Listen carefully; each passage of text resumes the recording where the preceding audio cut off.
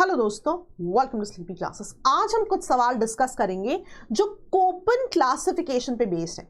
Class 11वीं की NCERT में जब हम वर्ल्ड क्लाइमेट की बात करते हैं तो वहां पे बहुत सिग्निफिकेंट हो जाती है कोपन क्लासिफिकेशन। पूरा मैं आपको जो यहाँ क्वेश्चंस हैं उनसे एसोसिएटेड चीजें डिटेल में समझाऊंगी। क्वेश्चन देख लेते हैं पहले। अब यहाँ पे हमें फीचर्स देखने हैं, करेक्ट फीचर्स देखने हैं associated with a specific type of classification.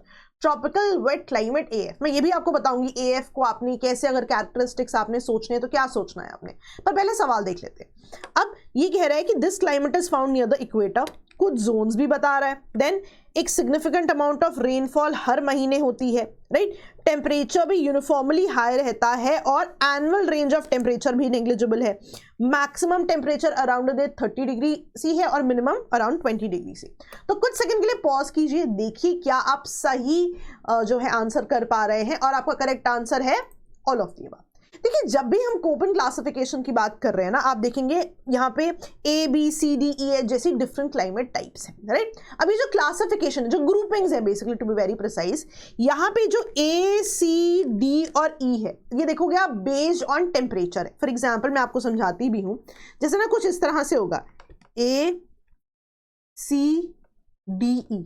आप देखोगे जैसे जैसे आप इक्वेटर से दूर जाते जाओगे इंसुलेशन कम होती जाती है ना। इंसुलेशन तो direct only with in the tropics है ना। इंसुलेशन डायरेक्ट है only with in the tropics. जैसे जैसे आप दूर जाते जाते हो इंसुलेशन भी कम हो जाती है, टेम्परेचर भी कम हो जाता है।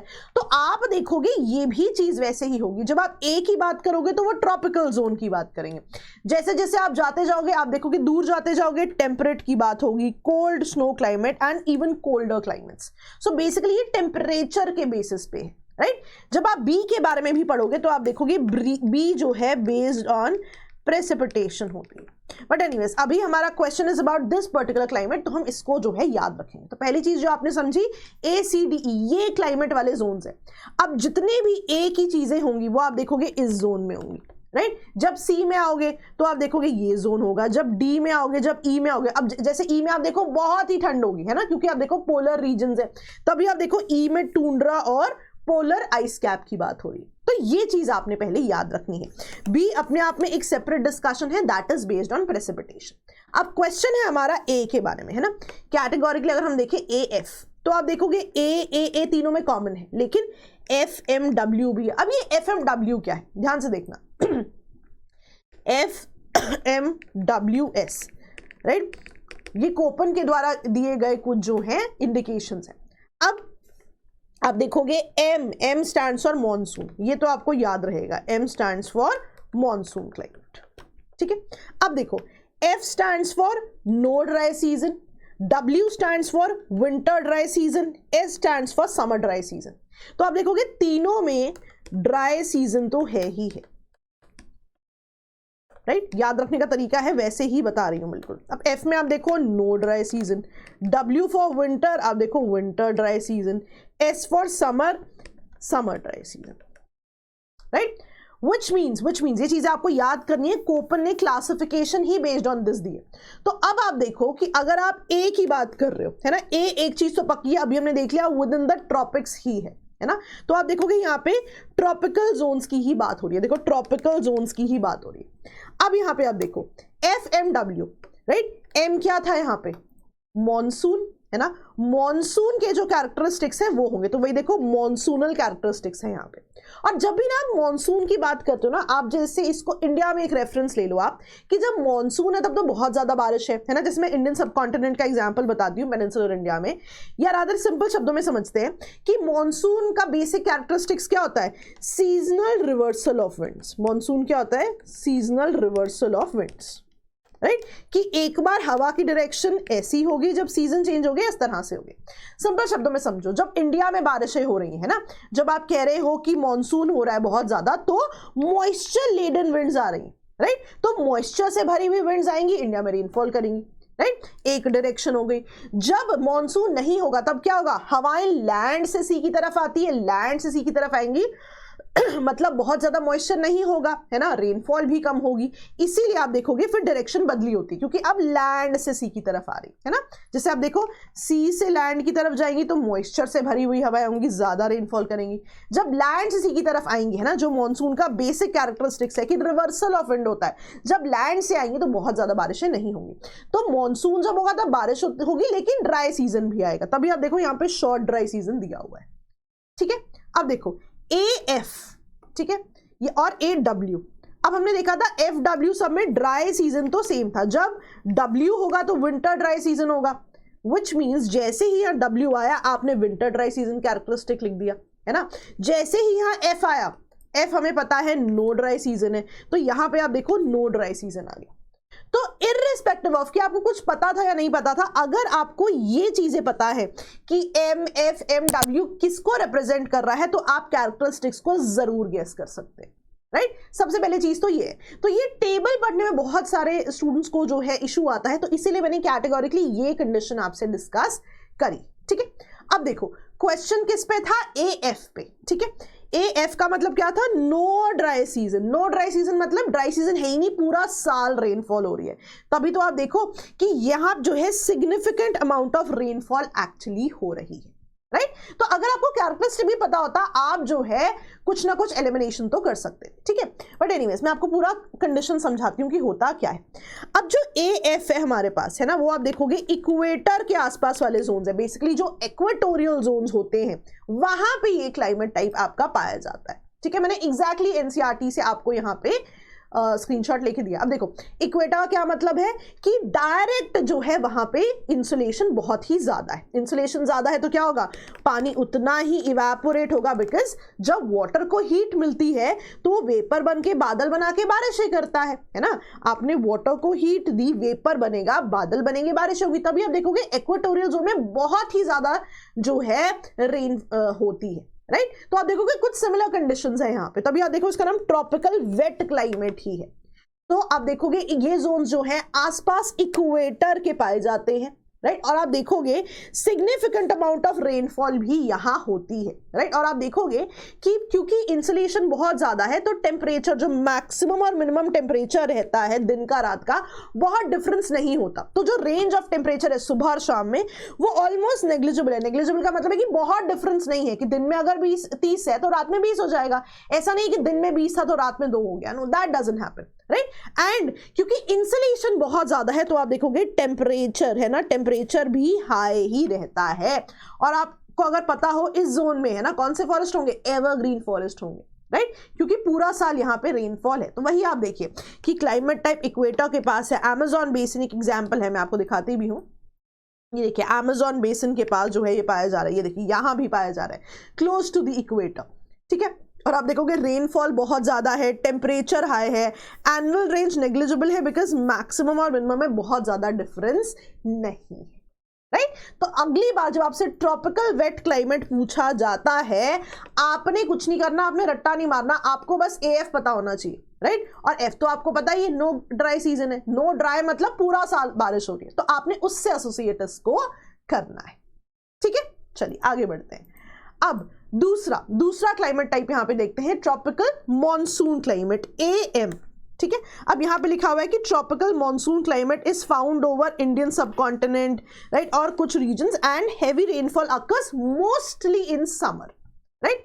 अब मान लो कि जब आप मॉनसून की भी बात करते हो, मान लो मुझे नहीं आता कोपन क्लासिफिकेशन, पर मुझे इंडिया का रेफरेंस तो पता है, ट्रॉपिकल कंट्री है, मॉनसून आ रहा है, और जब जून जुलाई वाला समय होता है, जब समर्स का समय होता है, तभी ही हैवी रेनफॉल होती है। तो मैं इररिस्पेक्टिव ऑफ दैट मैं इसको जो है कुछ ना कुछ आंसर कर सकती थी, राइट, कि ये लॉजिक मुझे वहां लगाना पड़ेगा। Geography is all about concept and logic, right. और विंटर्स में बहुत ज्यादा रेनफॉल तो है नहीं। विंटर्स में तो हम कैटेगोरिकली जब इंडिया में भी बात करते हैं तो वेस्टर्न डिस्टर्बेंसेस की बात करते हैं, और हम कहते हैं कि जो नॉर्थ वेस्टर्न पंजाब हरियाणा वाले रीजन है वहां बहुत ज्यादा रेनफॉल है।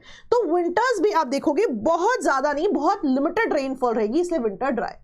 तो इररिस्पेक्टिव ऑफ मुझे पता था या नहीं पता था, मैं इंडिया के रेफरेंस से जो है सोच सकती थी, पर मैं आपको समझाऊंगी भी कि आप कैसे देखोगे। तो करेक्ट आंसर क्या था, ऑल ऑफ द अबव।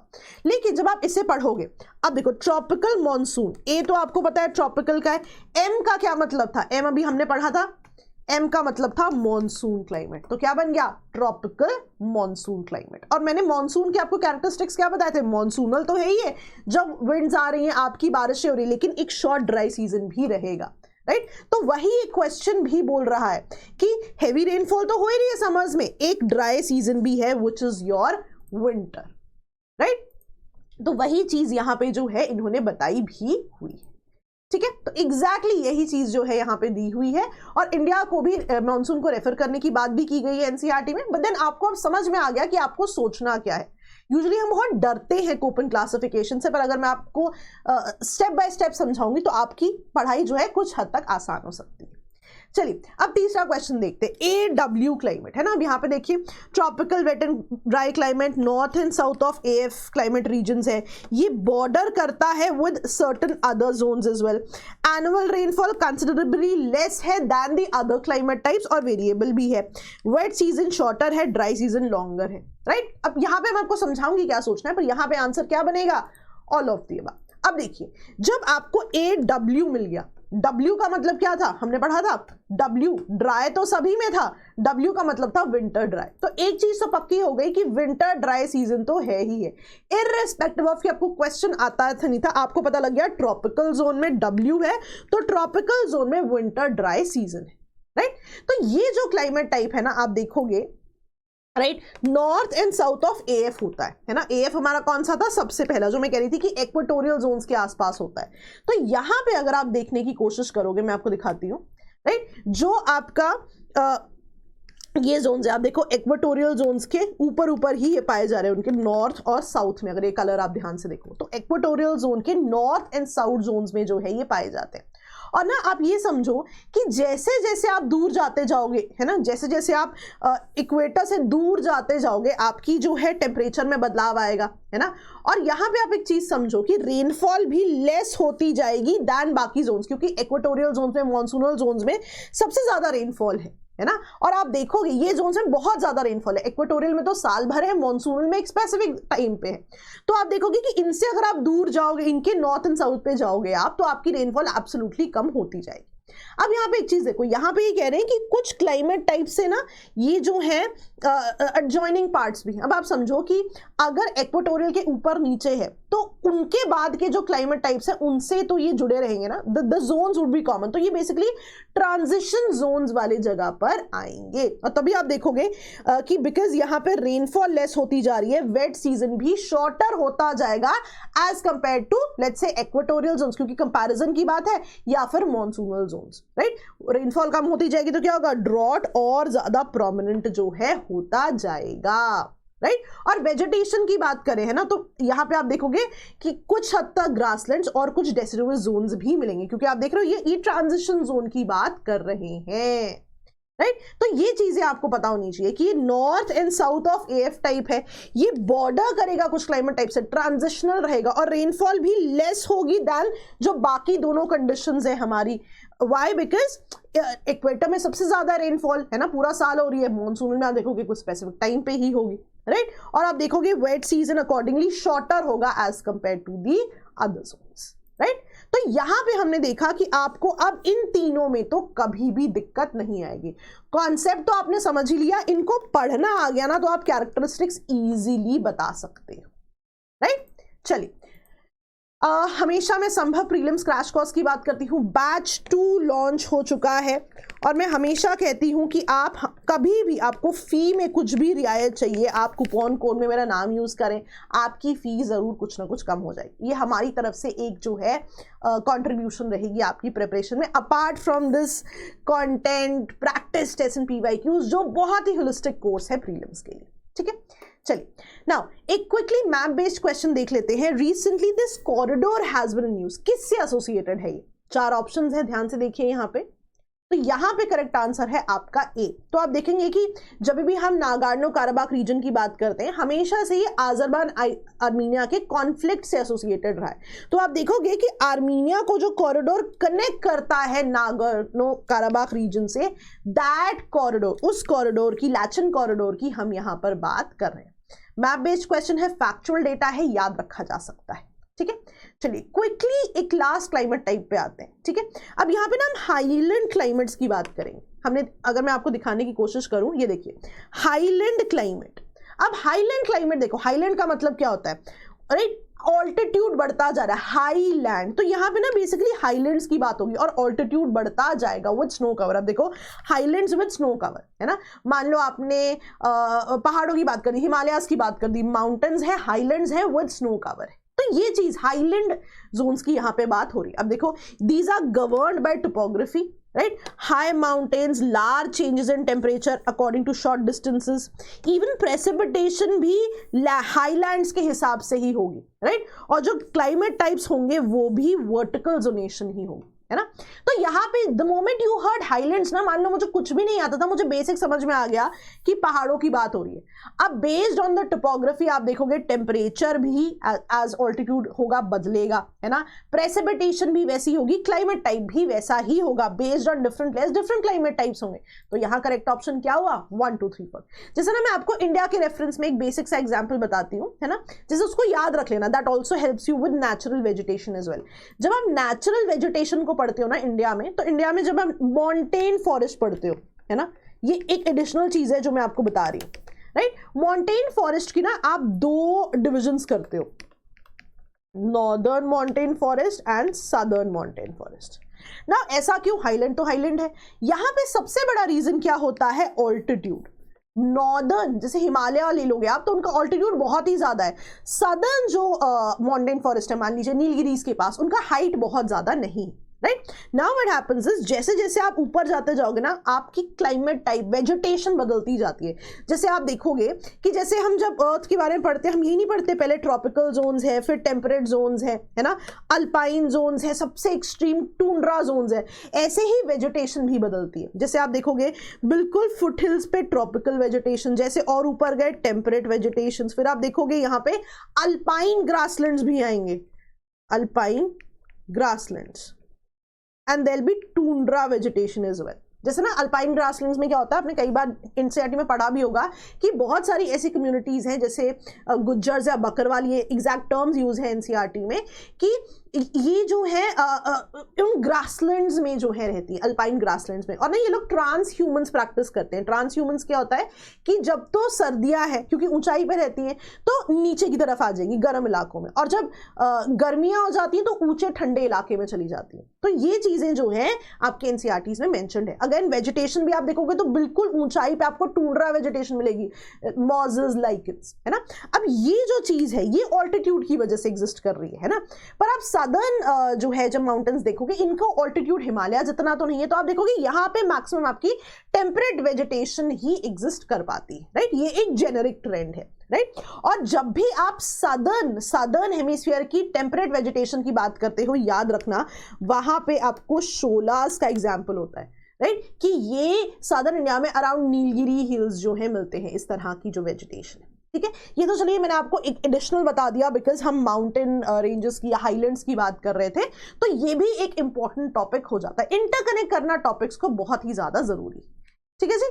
तो that was all from my and, है ना। और जैसा हमने हाईलैंड में देखा, high mountains temperature precipitation accordingly बदलता है कि एलिवेशन कितना ज्यादा है, ठीक है जी। तो before I leave prelims crash course, मैं हमेशा बताती हूँ one of the most holistic courses है, and I always write my name and tell you कि आप जो है कभी भी आपको फी में कुछ भी रियायत चाहिए, this my name would help that, right. And जैसा इस कोर्स के बारे में है, तो आप देखेंगे बजट, इको सर्वे, मैप, मतलब मुझे पर्टिकुलरली ये सेक्शन तो बहुत ही मुझे जेन्युइन लगता है, बिकॉज इनसे ना क्वेश्चंस बहुत हट होते हैं हर बार, कोई ना कोई स्कीम, बजट से, इको सर्वे से, मैप से जो है इस साल कितने क्वेश्चंस आए हुए थे, तो बहुत ही होलिस्टिक रहता है course along with the special inclusions. तो that's all from my end today. ऐसे ही कुछ चीज़ों पर डिस्कस करते रहेंगे। ऑल द बेस्ट दोस्तों, बाय बाय।